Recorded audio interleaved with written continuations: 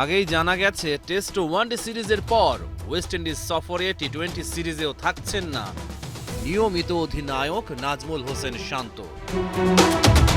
তার বদলে টি-20 সিরিজে লিটন কুমার দাস করবেন টাইগারদের অধিনায়কত্ব।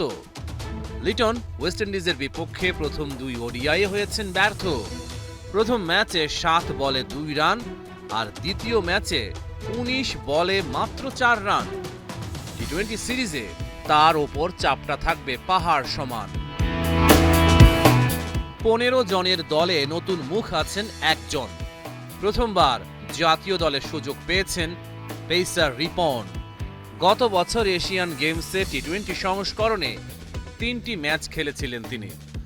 মূল জাতীয় দলেও এবার দেখাতে হবে কেরামতি।